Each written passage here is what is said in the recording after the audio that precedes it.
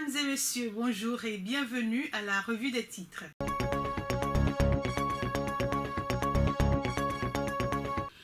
On démarre avec le quotidien La Nation qui titre à la une « Accès à la terre et amélioration du climat des affaires, les frais de prestations foncières allégés.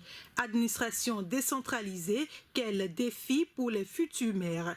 Modernisation de l'aéroport de Cotonou, les chantiers livrés avant la fête de l'indépendance.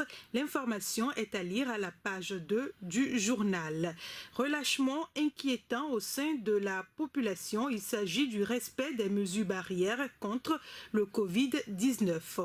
Nord-Sud quotidien à présent, après les communales, l'élection des maires commence. Foncier, voici ce que coûtent vos actes. Abomey Calavi, Bada pour la continuité. Nord-Sud quotidien qui laisse place aux Béninois libérés, appel au calme pour la bonne gestion de l'élection des maires à Tropo dans les bottes de Salomon. Exploit de l'UDBN, seul parti conduit par une femme et présent malgré les barrières, Prudencio mérite une décoration. Voilà des réussites féminines à promouvoir par la rupture. Inédit, l'eau potable, bientôt une réalité à Savalou, une injustice centenaire vidée. Limitation d'églises par quartier, le gouvernement met fin au bordel. À lire à la une de ce quotidien également, FCBE, réhabilitation des démissionnaires après leur recours gracieux, bon père de famille.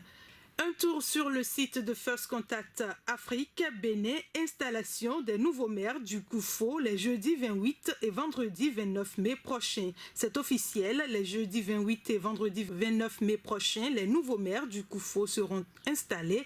Ainsi en a décidé Christophe Megbedji, préfet du dit département. Tchad, l'Union européenne félicite le pays pour l'abolition de la peine de mort. L'Assemblée nationale tchadienne a voté le mardi 29 avril dernier à l'unanimité l'abolition de la peine de mort dans ce pays, incluant les faits de terrorisme. Cette décision a été félicitée par l'Union européenne le samedi à travers un communiqué. Le sommet de la francophonie reporté à 2021, la 18e édition du sommet de la francophonie qui devrait se tenir à Tunis, en Tunisie, les 12 et 13 décembre 2020, a été reportée à l'année prochaine pour cause de la crise sanitaire liée au coronavirus.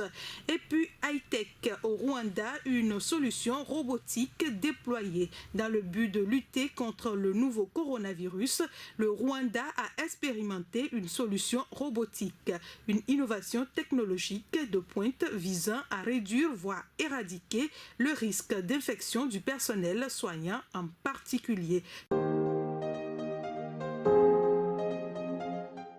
Vous avez besoin de visibilité internationale. Vous voulez vous faire connaître, vous êtes entrepreneur et vous voulez faire connaître vos produits à l'échelle internationale.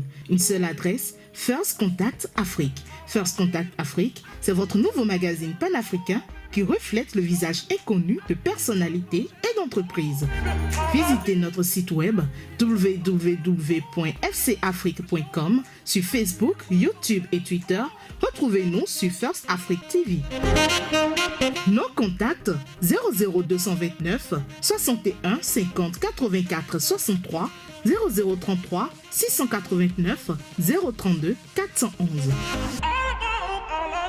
First Contact Afrique, c'est l'Afrique qui gagne. First Contact Afrique, c'est l'actualité autrement.